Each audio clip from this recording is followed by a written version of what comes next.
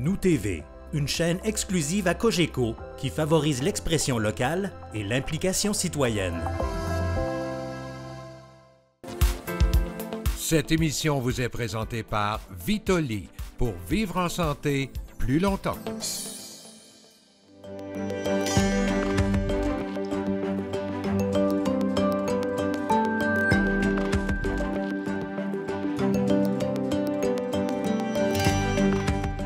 Bonjour tout le monde, bienvenue à l'émission La Santé Autrement, émission durant laquelle nous mettons en valeur les principes de la santé intégrative. Nous en sommes à notre 5e saison, 8 émissions consécutives durant lesquelles nous parlerons de santé. Une question différente à chaque émission et nous parlerons entre autres de votre personnalité, du choix des suppléments, d'améliorer le système de santé, de la consommation du sucre et le cerveau, la peur de prendre des médicaments, le syndrome du côlon irritable, les probiotiques et l'état de santé de la population. À chaque émission, 3 experts permanents prendront la parole avec moi pour discuter de santé. Dr Evelyne Bourdois-Roy, le médecin de l'émission, Mme Brigitte Marchand, la pharmacienne, et M. Dino Alicas, notre naturopathe agréé. Un 4e expert viendra se joindre à nous, un expert invité, afin d'approfondir le sujet et nous faire profiter de son expertise. Et pour moi-même, pour ceux et celles qui ne me connaissaient pas encore, je suis Éric Simard, je suis docteur en biologie, chercheur sur le vieillissement cellulaire. Je suis l'auteur de 4 livres avec 11 autres professionnels de la santé sur la longévité en santé. Je suis le président de l'Association professionnelle pour la santé intégrative et je suis le président de l'entreprise Idon Technologies qui commercialise les produits Vitoli et Base. La question du jour, pouvez-vous nous nommer 3 aspects qui permettraient d'améliorer le système de santé?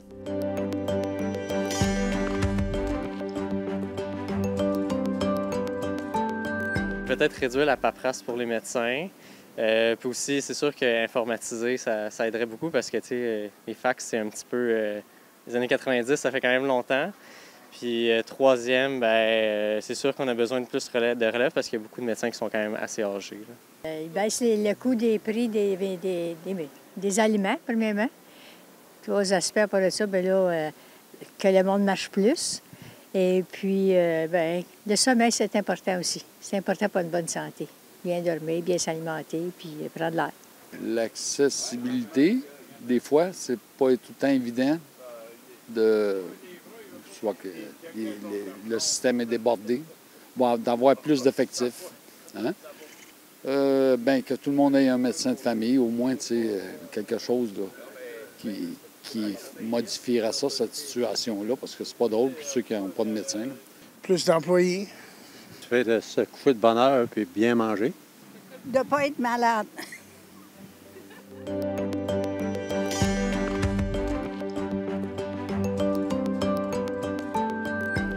Depuis plus de 20 ans maintenant, la question du système de santé est omniprésente dans les médias parce que, faut se dire les vraies choses, le système ne fournit plus.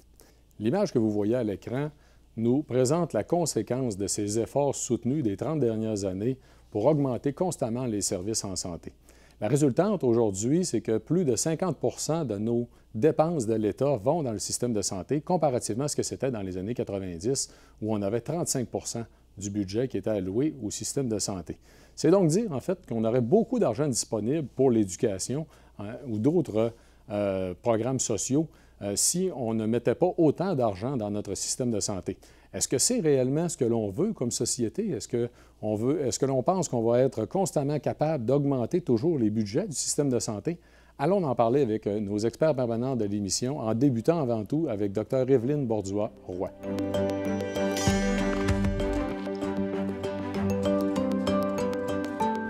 Bonjour Evelyne. Bonjour.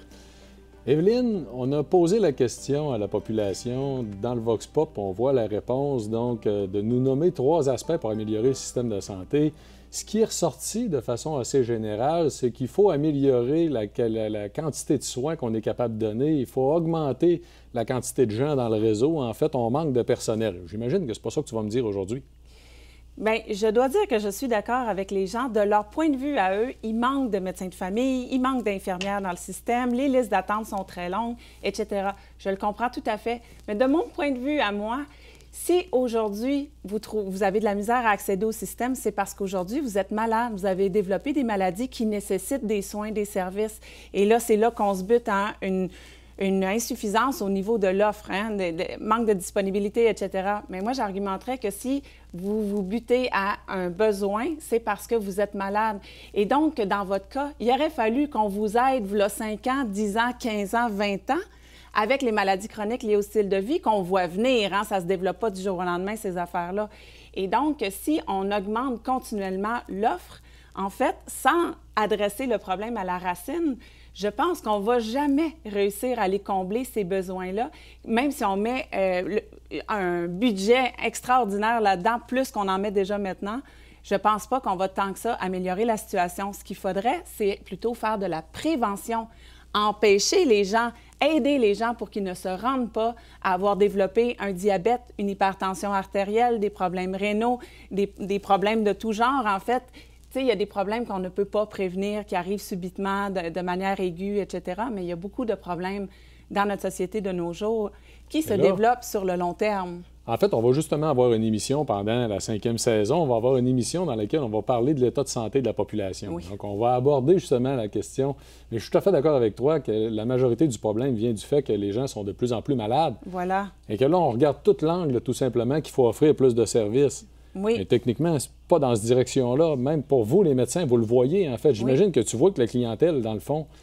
est de plus en plus malade, prend de plus en plus de médicaments, ne va pas mieux. C'est de plus en plus lourd, en fait, de faire de la médecine familiale, de la médecine de première ligne. Ce qu'on voudrait, c'est que nos patients aillent mieux, que nos patients aient moins besoin de nous voir. Parce que je pense que même si on doublait le nombre de médecins de famille au Québec, on n'y arriverait pas dans l'état actuel des choses parce qu'on ne s'adresse pas à la racine du problème. Tu viens de dire exactement. En fait, ce qu'il faut comprendre, c'est que si on refait les choses de la même façon, on va obtenir le même résultat. Exactement. Et là, bon, qu'est-ce qu'on pourrait faire? Qu'est-ce qu'on pourrait faire, en fait, concrètement? En fait, Evelyne, as-tu des idées de comment on pourrait...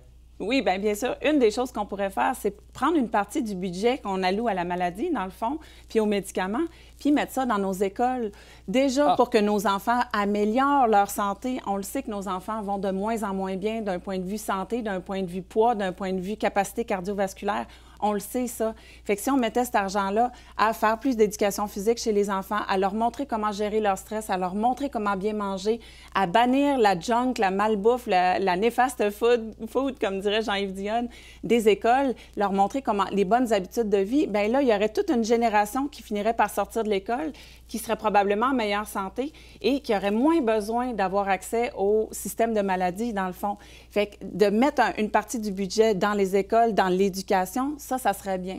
Une autre partie de la solution, selon moi, ce serait au lieu de mettre autant d'argent dans les pilules, hein, parce qu'au Québec, les pilules, c'est couvert par l'assurance médicaments ou par les assurances privées des gens, mais grosso modo, les gens ils ont accès à des médicaments pas chers ou gratuitement. Mais une partie de ce budget-là devrait aller, selon moi, à des équipes multidisciplinaires. Tout le monde devrait avoir accès à un kinésiologue pour bouger, apprendre à mieux bouger, à être moins sédentaire. Un coach en stress, par exemple, un coach en nutrition pour apprendre à mieux manger, un coach en sommeil, une équipe composée de professionnels de la santé qui pourraient enseigner aux gens à améliorer leurs habitudes de vie. Ça, je pense que ça serait beaucoup plus payant à court, moyen et long terme que de toujours mettre l'argent dans les médicaments et les pilules. Écoute, quel beau concept de santé intégrative. C'est justement ce qu'on encourage. Et là, il y a lieu, en fait, d'utiliser la santé intégrative pour aider à améliorer le système de santé au Québec, tout simplement. Et voilà. Je suis tout à fait d'accord. Je ne peux pas être plus d'accord avec toi. Merci beaucoup, Evelyne. Allons maintenant en parler avec notre pharmacienne de l'émission, Mme Brigitte Marchand.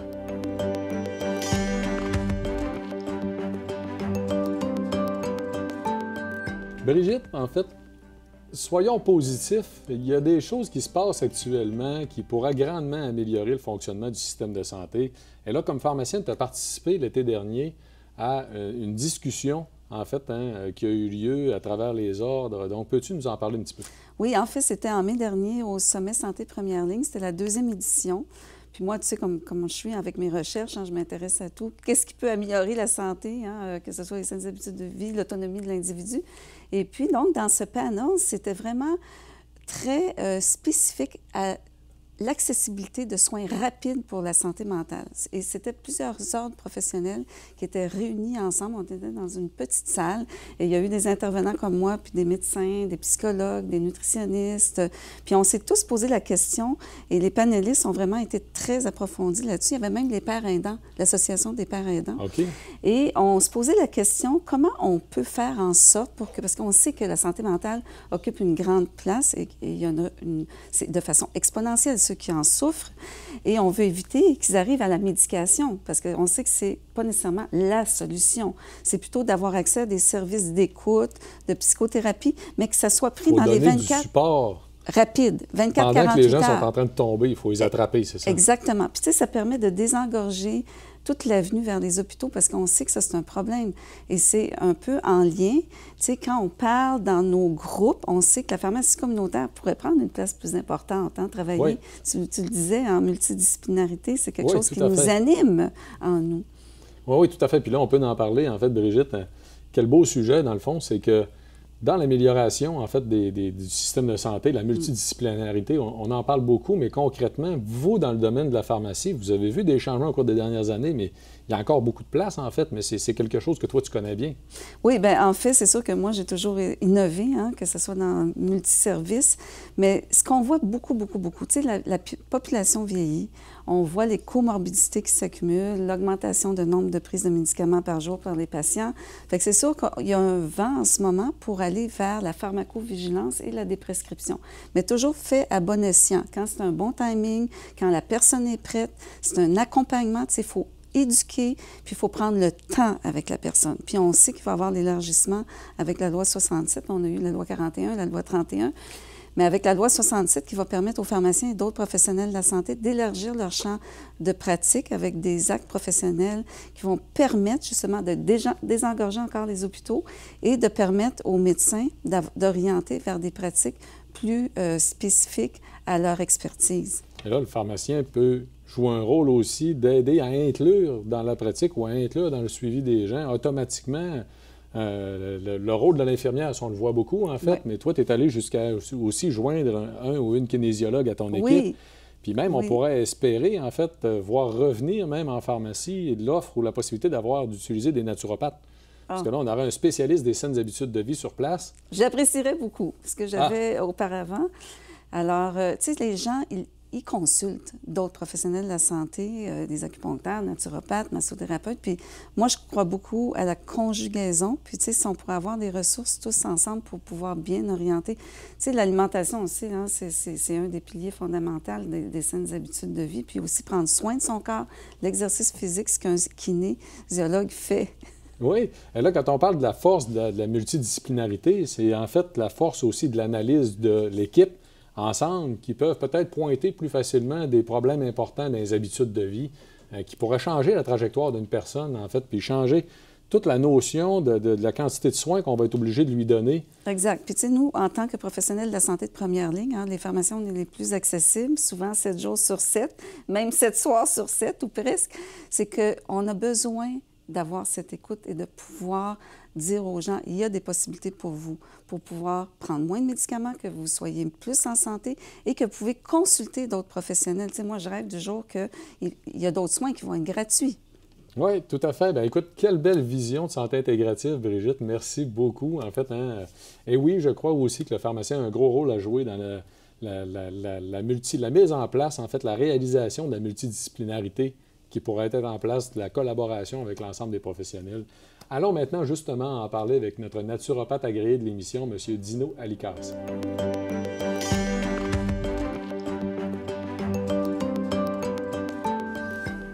Bonjour Dino. Bonjour Éric. Dino, en fait, quelle situation hyper intéressante pour parler du rôle des naturopathes. Parce que là, on a, la majorité de la population comprenne en fait qu'on a une difficulté à donner suffisamment de services malgré le fait qu'on a un système de santé qui est extraordinaire. Puis de l'autre côté, on a un manquement en fait au niveau de la prévention puis de la façon dont on pourrait peut-être empêcher les gens d'avoir besoin du système. Puis on a des experts au Québec des saines habitudes de vie dans l'ensemble. En fait, ça s'appelle un naturopathe. En fait, j'imagine que tu vas être d'accord avec moi qu'il y aurait un rôle, une possibilité d'utiliser plus nos naturopathes au Québec. Absolument. En fait, la majorité des praticiens de santé qui ne sont pas qualifiés comme étant les gens qui travaillent, par exemple, en milieu hospitalier ou même en soins à domicile, par exemple. Donc, si tu n'es pas médecin, infirmière, parfois nutritionniste, pas encore, on ne les utilise pas toujours à bon escient. Tu as des naturopathes, bien entendu, mais il y a des acupuncteurs, il y a des chiropraticiens, il y a d'autres professionnels, des herboristes, etc., qui pourraient faire partie de la solution, du moins. On a un système de santé qui déborde, qui est excellent dans les soins critiques, les urgences, les chirurgies, des trucs comme ça, mais malheureusement, qui n'a pas le temps ou les capacités ou les ressources pour faire de la prévention puis travailler de ce côté-là.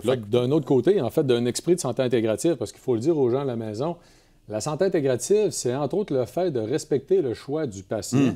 Et là, au cours des dernières années au Québec, on a eu une croissance extraordinaire de l'intérêt pour les approches complémentaires. On est rendu à 76 % de la population qui font appel à des approches complémentaires. Bien, joignons en fait ces gens-là d'approches complémentaires à l'effort qu'on fait en santé, hein, puis assurons-nous d'avoir une multidisciplinarité qui communique, en fait, qui parle entre eux. Il y a deux choses. Il y a le budget, bien entendu, parce que quand on parle de réintégrer des gens, on a choisi un système de santé publique payé ou gratuit, payé par l'État, mais bon, avec nos impôts, là, je veux dire, égal pour tout le monde. Et donc, à partir du moment où on veut incorporer des gens dans ce système-là qu'il faut payer avec les impôts, la décision n'est pas toujours facile à prendre au départ. Par contre, tous les experts et les calculs qu'on fait nous disent que si on le faisait, on sauverait en aval parce qu'effectivement, on aurait moins de gens qui vont se rendre à l'hôpital et qui vont nécessiter des soins beaucoup plus coûteux lorsqu'on ne prend pas soin de notre santé au départ. Donc, parmi les trois choses, moi, je parle d'éducation d'abord. Chez les enfants, par exemple, à l'école, je sais que c'est moins facile, mais les enfants, souvent, vont arriver à la maison, vont même apprendre des choses à leurs parents. Donc, commençons par là. Comment on fait pour se garder en santé? C'est quoi manger correctement, bouger correctement, etc.?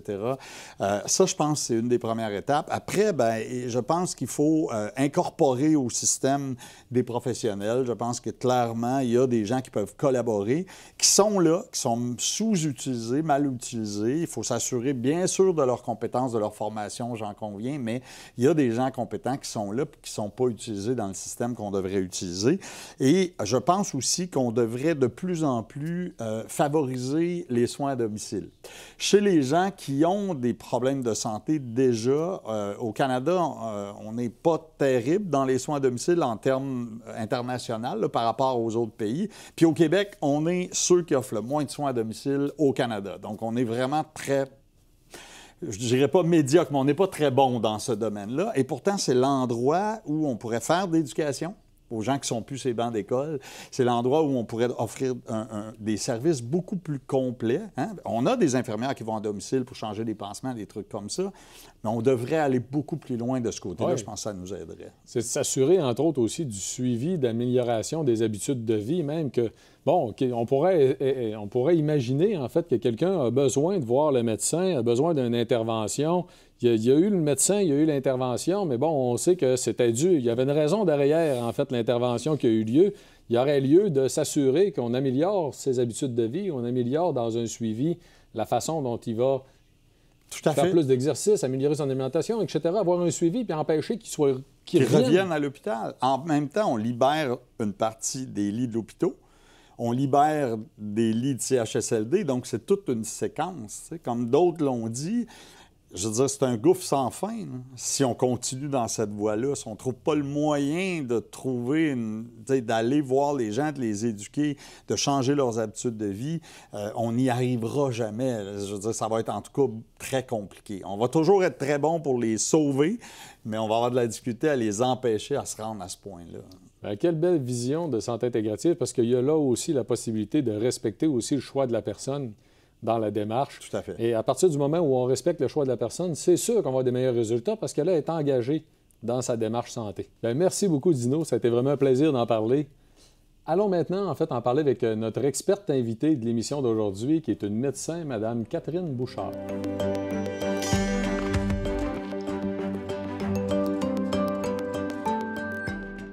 Bonjour, Catherine. Bonjour Éric. Catherine, on a vu dans le Vox Pop, justement, que les gens ont parlé à la fois donc des deux facettes de la question de leur santé, de se prendre en main, mais aussi justement du problème de l'effectif dans le système de santé puis de l'accessibilité. Absolument. Qui peut être une problématique. Comment tu vois ça dans ta pratique? Bien, en fait, c'est vrai que l'accessibilité, c'est pas évident, mais moi, si je peux parler en termes de mon quotidien comme médecin de famille, ce que je trouve très lourd aussi, c'est toute la lourdeur de la structure administrative de notre système.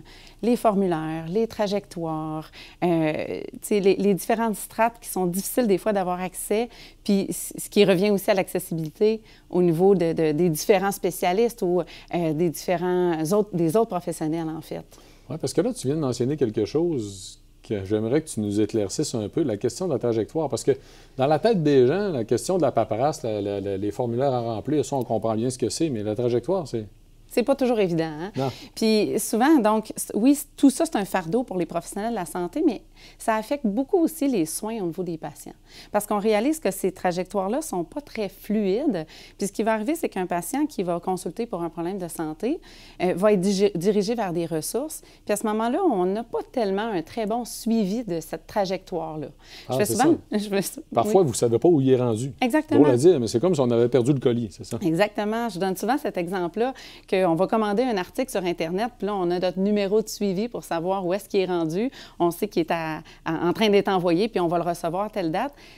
On n'a pas cette technologie-là ou cette possibilité-là. Fait qu'un coup que le médecin va envoyer une demande dans le système pour que le patient soit référé vers, par exemple, un spécialiste, bien, à ce moment-là, on a très peu de suivi. Fait que les gens ne savent pas, on sait approximativement combien de temps qu'on pense qu'il va être vu, mais après ça, où est-ce qu'il est rendu? Puis un coup qu'il a vu le spécialiste, quand est-ce qu'il va être opéré? Est-ce qu'on est tombé en deux chaises? C'est quand même incroyable, autant pour vous autres que pour la personne qui, elle, en fait, fait de l'anxiété puis se demande si elle va être revue, en fait, puis se demande quand est-ce qu'elle va retourner au médecin. Elle ne le sait pas, puis vous autres, vous ne savez pas non plus. Puis ça crée du stress pour le professionnel parce que là, il a-tu été oublié? Est-ce que moi, je dois faire un suivi de cette condition-là? Ça dédouble les consultations. Fait que c'est sûr qu'il y a une possibilité d'améliorer ça, là, cette structure-là qui est quand même très lourde, mais qui est trop rigide, qui manque de fluidité. Puis là, c'est un peu drôle parce que d'un côté, on parle justement de la structure, les problèmes administratifs, la structure qui est lourde, puis de l'autre côté, on se dit aussi qu'on manque de multidisciplinarité, qu'on manque de fluidité aussi dans la possibilité d'utiliser différents types de professionnels. Ça, tu le vis aussi. Absolument. Puis, tu sais, les professionnels, actuellement, il y a quand même une belle collaboration dans le système entre les médecins généralistes, les omnipraticiens, les médecins spécialistes, les infirmières, les pharmaciens, mais il y a beaucoup d'autres professionnels qui sont présents, qui sont disponibles pour aider aussi l'accessibilité aux soins. Souvent, il y a un entonnoir qui passe avec le médecin pour qu'on puisse faire une référence vers ce professionnel-là, mais les gens devraient avoir un accès simplifié, mais aussi un accès plus facile à ces professionnels-là. Et au-delà de ça, c'est pas juste d'y avoir accès, c'est qu'on devrait tous travailler ensemble. Oui, parce que là, on est en train de parler de 76 de la population. C'est les 3/4 là, qui font appel à des approches complémentaires. Absolument. Au courant de l'année, en fait. Puis généralement, ils ne vous en parleront pas ou tous ces efforts-là, finalement, ne sont pas mis en commun pour essayer d'avoir les meilleurs résultats possibles. Fait que là, tout le monde travaille en silo. On a le médecin qui va faire quelque chose dans son bureau avec son plan de traitement. On a un suivi qui va être fait par un physiothérapeute. On a un naturopathe qui va avoir une approche. Puis là, on ne se parle pas. Fait que là, ce qui arrive, c'est qu'on travaille un petit peu, puis des fois, le patient est peut-être pas à l'aise de parler de toutes les démarches qu'il a fait. Quand, en bout de ligne, de travailler ensemble, ça, je le vis dans ma pratique, quand je peux prendre le temps de le faire, de prendre des rencontres multidisciplinaires, ça m'est arrivé à plusieurs reprises de travailler en même temps avec une personne, avec plusieurs professionnels. Puis à ce moment-là, on peut dire, bien, voyons donc, c'est une grosse rencontre, ça fait beaucoup pour le patient, mais c'est tellement plus efficace parce qu'on enligne tout notre plan de traitement, puis après ça, on le suit tout ensemble. Oui, c'est sûr. Puis là, on va avoir des meilleurs résultats, puis la personne va être engagée dans la démarche parce qu'elle a aussi des choix qu'elle a fait à travers ça. Quel beau principe de santé intégrative. Mais là, il y a un autre élément, parce que, bon, la paperasse administrative, il y a la multidisciplinarité. Il y a un autre élément que tu voulais qu'on parle aussi, c'est la question du renversement des maladies chroniques. Exactement. Parce que c'est un coût énorme pour le système. Mais en fait, tu sais, on le sait, là, le système, il y a de la misère à fonctionner parce qu'il y a beaucoup de maladies chroniques, puis il doit soutenir ça. Fait qu'est-ce qu'on fait? On éteint les feux. Mais idéalement, on devrait prévenir les feux. Mais là, ce qu'on sait, c'est que la lourdeur sur le système, c'est beaucoup en lien avec les maladies chroniques. Mais ce qu'on sait aussi, c'est que les maladies chroniques sont intimement reliées aux habitudes de vie et qu'en adressant certaines habitudes de vie qui ne sont pas si compliquées que ça, les gens y en ont parlé dans le Vox Pop, on peut prévenir, mais on peut renverser les maladies chroniques. Fait que c'est pas, on n'est pas, tu sais, un coup qu'on l'a, c'est fini. On le sait par rapport au diabète, c'est un très bon exemple. Il y a eu plusieurs discussions sur le sujet dans les émissions. Le diabète de type 2, puis mentionnons-le, merci d'en parler, Catherine, mais le diabète de type 2, en fait, quand c'est pris suffisamment tôt, il y a beaucoup de cas qu'on est capable de les renverser puis de les ramener à la normale, ces gens-là, au lieu d'être obligés de les bourrer de pelules puis de les suivre le restant de leur vie. Parce qu'en plus des bourrer de pelules, ces gens-là, on va les suivre tout le reste de leur vie parce que ça a tout un paquet de conséquences. Leur qualité de vie est en train de baisser. Puis à travers tout ça, on va être obligé de les accompagner à toutes les étapes versus les rétablir, améliorer leur qualité de vie puis que ces gens-là soient plus heureux, plus en santé puis que ça ne nous coûte rien. Fait que là, ça semble... C'est parfait, ça. Oui, c'est ça. Je pense qu'on a des bonnes pistes de solutions, hein? Oui, merci beaucoup d'avoir été des nôtres. C'est toujours un plaisir. Allons maintenant à la conclusion avec nos experts permanents de l'émission.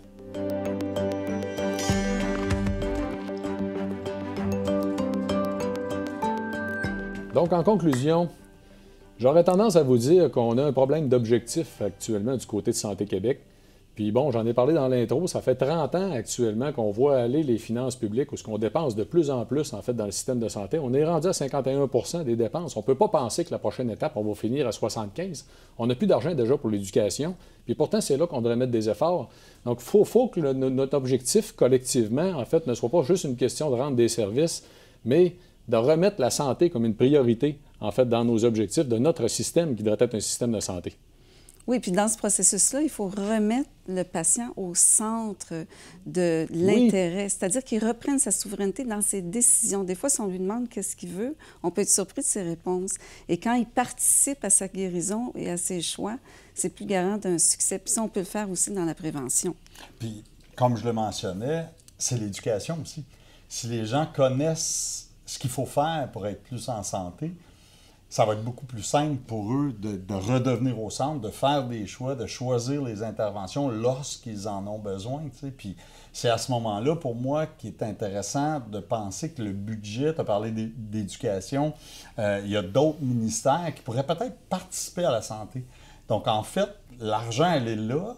Celle de la santé, ça va. On le sait que c'est un gouffre sans fond, ça ne donne rien de la mettre là. Pourquoi on n'utiliserait pas l'argent d'autres ministère pourrait aider à notre santé? Si on éduque mieux à l'école les enfants sur la prise en charge des saines habitudes de vie, on pourrait penser à d'autres ministères ou à d'autres façons qu'on pourrait financer de l'information, de l'éducation. Moi, je suis convaincu de ça. Oui, effectivement, je suis tout à fait d'accord. Moi, je pense aussi que comme société, on devrait valoriser la culture de la santé chez les individus. Hein, ça devrait être valorisé entre nous de bien manger, de faire du sport, de participer à des événements sportifs, de bien dormir. Ça devrait être quelque chose qu'on encourage chez les individus, qu'on valorise entre nous, que ça fasse partie de la culture québécoise, d'être en santé et de préserver sa santé. Comme dans les pays scandinaves, voilà, ce qu'on voit. Oui, où ça devrait être une norme sociale, en fait. Tout à fait, quelle belle image, en fait. C'est que là, on pourrait... si je fais la suite des choses, tout simplement, utiliser en fait un désir d'établir une culture de la santé en pensant peut-être rêver du Festival de la saine alimentation de Montréal. Où ce que là, on pourrait mêler peut-être l'industrie du tourisme avec la santé, la culture, tout simplement, et mettre tous les efforts dans la même direction. Merci beaucoup, en fait, pour l'information. Ça a été extrêmement intéressant. Merci à la maison d'avoir été des nôtres. Je vous invite bien sûr à partager les émissions La Santé Autrement, d'en parler avec vos amis, vos gens proches pour nous aider à faire rayonner la santé intégrative au Québec. Et soyez des nôtres la semaine prochaine, on parle du lien entre la personnalité et la santé. À bientôt.